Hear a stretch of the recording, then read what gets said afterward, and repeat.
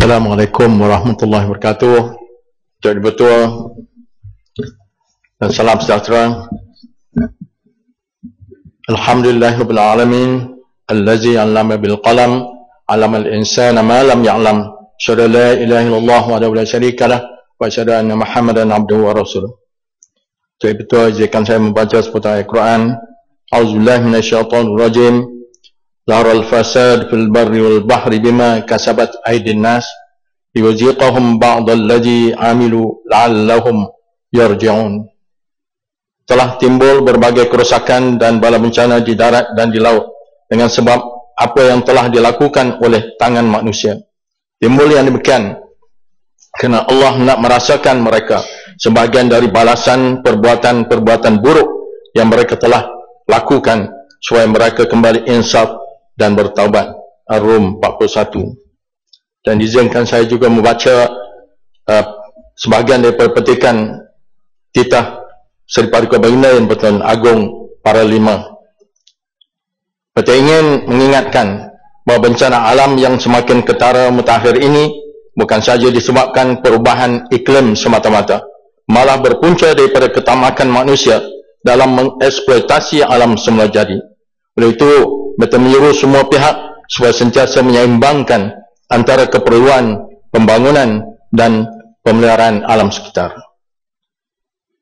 Ini titah Tunku yang Pertuan Agong ini selaras dengan ayat yang saya baca tadi dalam surah Rum ayat 41. Dan kita berharap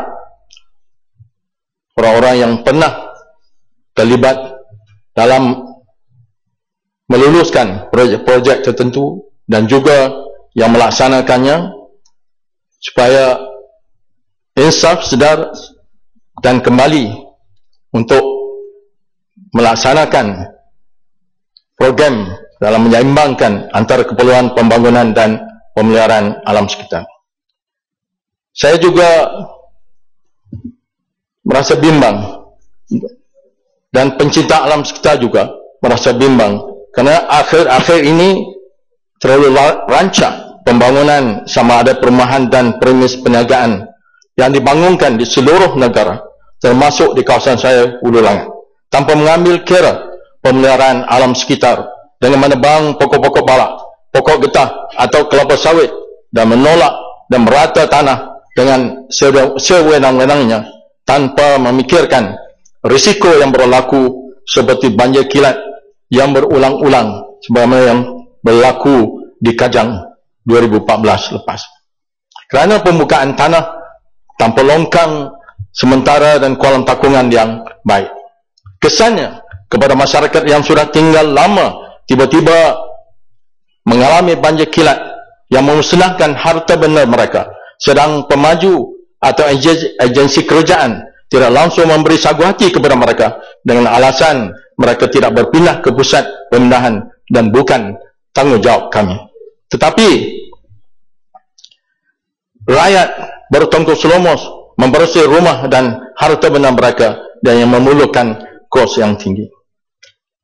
Ada juga pemaju yang sanggup mengambil tanah yang diwartakan sebagai tapak masjid, sekolah dan tanah lapang untuk dijadikan projek perumahan dan premis perniagaan mereka yang memberi kesan atau kacau ganggu, bunyi dan gegaran kepada rumah-rumah yang sedia ada dan mengganggu keselamatan mereka. Oleh itu saya berharap Kementerian Kesejahteraan Bandar, Perumahan dan Kerjaan Tempatan dan pihak berkuasa tempatan perlu meletakkan syarat yang ketat sebelum meluluskan sesuatu projek dan mengawal dan memantau pemaju-pemaju perumahan yang sedang berjalan sekarang supaya mereka lebih berhati-hati dalam pembangunan mereka dan berusaha memelihara dan alam sekitar dalam usaha menjaga kesihatan dan kesejahteraan rakyat. Satu yang betul, projek perumahan Syahsabili City di Bangi tidak terkecuali. Projek ini dibina berhampiran agensi nuklear yang mempunyai reaktor nuklear penyediakan 1 megawatt dan penyinar kobalt 60,000 curie dan sinar X kuasa tinggi. Sebelum projek ini berjalan, saya sudah bertanya kepada Kementerian Sains, Teknologi dan Inovasi, adakah projek ini selamat dan pihak kementerian menjawab ia selamat, dan juga kepada Kementerian Kesejahteraan Bandar, Perumahan dan Kerjaan Tempatan juga tidak memberi penjelasan yang jelas. Oleh itu saya ingin bertanya, tidakkah pelanggan atau pembeli berhak mengetahui consumer right, kedudukan sebenar di sekitar perumahan mereka, iaitu mereka tinggal berhampiran dengan reaktor nuklear 1 megawatt dan radas penyedaran kuasa tinggi yang diguna untuk pensterilan dan atau nyahkuman peralatan perubatan dan lain-lain. Pihak pemaju juga tidak mengambil kira aspek-aspek keselamatan berdasarkan perkara-perkara berikut. Pertama, ketinggian bangunan yang akan dibina melebihi 20 tingkat, yang mana sepatutnya tidak boleh dibenar di sekitar atau berhampiran kawasan agensi nuklear. Yang kedua, kemungkinan pemaju tidak mematuhi proposal pembangunan awal dan EIA. Itu perlu dibuat tinjauan semula. Ketiga, tiada buffer zone untuk kawasan berisiko tinggi. Keempat, kalau pembeli atau pengguna sedar ada reaktor nuklear dan radar penyenaran dan kerajaan tidak membuat apa-apa perjanjian antara pembeli dan kerajaan, kita bimbang masa depan, terutama bila agensi nuklear menaik taraf kemudahannya atau berlaku kemalangan seperti berlaku di syarikat penyenaran Senergi Rawang. Nauzubillah, mereka akan protes supaya agensi nuklear yang kena pindah atau ditutup. Ini adalah tidak adil kerana ia dibina berhampiran universiti untuk memberi kemudahan pengajaran dan pendidikan kepada mahasiswa dan pengajar atau penyelidik pensyarah universiti dengan mengambil kira dibina pada awalnya di kawasan yang jauh daripada perumahan. Datuk ini betul. Yang ketiga, pendidikan khas. Antara matlamat falsafah pendidikan kebangsaan ialah memberi peluang pendidikan kepada semua warga negara Malaysia. KPM memastikan kanak-kanak di Malaysia yang berumur antara 4 ke 5 tahun mendapat pendidikan prasekolah sama yang disediakan oleh KPM, agensi kerajaan, pihak swasta dan badan bukan kerajaan. KPM memastikan semua guru option prasekolah dan pendidikan awal kanak-kanak mengajar di kelas-kelas prasekolah dan memastikan semua bakal tenaga pengajar di prasekolah agensi kerajaan dan bukan kerajaan mengikuti kursus pendedahan prasekolah. Manakala pendidikan khas pula diwujudkan untuk memenuhi keperluan pendidikan murid berkeperluan khas yang telah dikenal pasti mempunyai kurang upaya penglihatan, kurang upaya fizikal, kurang upaya pelbagai di peringkat prasekolah, rendah, menengah dan lepas menengah. Persoalan saya kini berapa banyakkah sekolah-sekolah atau kelas-kelas pendidikan khas di Malaysia, amnya dan khasnya di Selangor dan Pulau Langat? Apakah perbezaan antara murid keperluan khas dengan murid kurang upaya dari segi konsep dan ciri-cirinya? Apakah kategori kanak-kanak yang dibenarkan mengikuti pembelajaran pendidikan khas di bawah Kementerian Pendidikan, kerana ada beberapa kategori kanak-kanak OKU yang diberi pendidikan di bawah Kementerian Pembangunan Wanita, Keluarga dan Masyarakat? Apakah benar Kementerian Pembangunan Wanita, Keluarga dan Masyarakat akan menyerahkan pendidikan OKU di bawah NGO ataupun badan bukan kerajaan? Kalau hasrat itu untuk diserahkan kepada NGO benar, maka saya meminta supaya kementerian akan terus bertanggungjawab memberi pendidikan kepada OKU, terutama dari aspek kewangannya, kerana saya dapati NGO tidak mampu mengendalikan pendidikan OKU, terutama yang berkaitan dengan allowance guru, pembantu guru dan peralatan pengajaran. Kalau guru pembantu di prasekolah KPM diberi gaji tetap, kenapa pembantu guru pendidikan khas di bawah Kementerian Pembangunan Wanita, Keluarga dan Masyarakat hanya diberi allowance, bukan bergaji tetap? Itu saya sangat berharap kerajaan akan terus memberi perhatian kepada pendidikan OKU yang kurang dari segi fizikal, tapi mampu menerima pendidikan dari segi mental mereka. Datuk ini betul. Keempat, letupan Kimanis Explosion.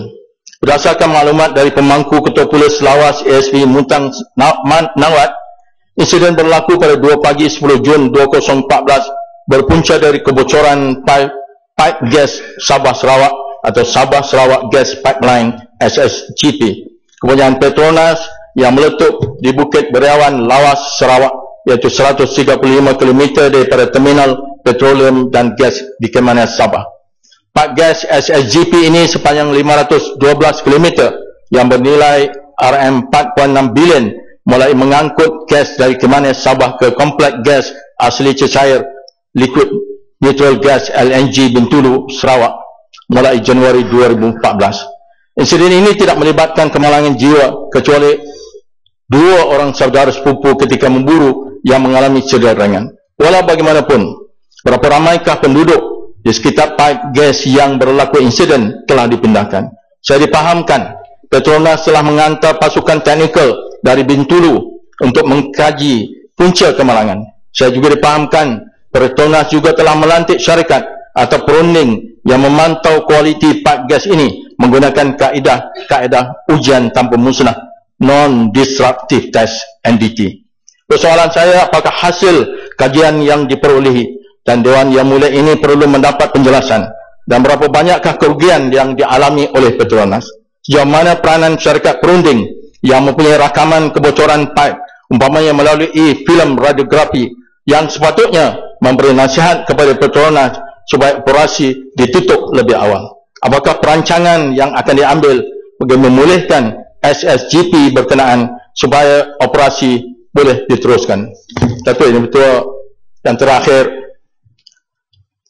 saya dikunjungi oleh doktor-doktor daripada Pertubuhan Doktor Sains Malaysia, Perdim, yang menyatakan mereka tidak bersetuju dengan dasar pemisahan dispensi yang akan dicadangkan pindahannya dalam ROU Farmasi, kerana ia bertentangan dengan Akta Kemudahan Perkhidmatan Jagaan Swasta 1998, pindaan 2006 dan 2013 yang digunakan pakai kini untuk membenarkan doktor klinik swasta menyimpan dan melakukan dispensi ubat di bawah kelolaan mereka. Dan amalan yang dibuat ini, sebagaimana yang dijelaskan oleh Yang Hormat Menteri Kesihatan, bahawa amalan kita ini telah mendapat pengiktirafan daripada WHO. Jadi sekiranya DS ini dilaksanakan, ia merugikan rakyat dari segi kewangan dan masa. Doktor di klinik tidak ada masalah menaikkan yuran konsultasi mengikut piawai yang ditetapkan, tapi rakyat perlu berbelanja lebih untuk mendapatkan ubat. Yang kedua, ya, boleh kerai bangun. Melasan sikit. Ya, sida. Terima kasih, Tuan Ketua. Terima kasih, Kuala Langat, Ulu Langat. Saya juga mendengar mengenai cadangan Kementerian Kesihatan untuk mengemukakan rang undang-undang untuk memisahkan pemberian ubat, ya, daripada klinik kepada farmasi. Dan ini sudah menimbulkan suatu perbahasan yang besar di kalangan para doktor dan sudah juga pasti di kalangan pegawai farmasi. Seperti yang disebut oleh Ulu Langat tadi, dunia mengiktiraf sistem perkhidmatan perubatan kita, sama ada yang dikendalikan oleh kerajaan maupun swasta, dan kita dikatakan antara yang terbaik.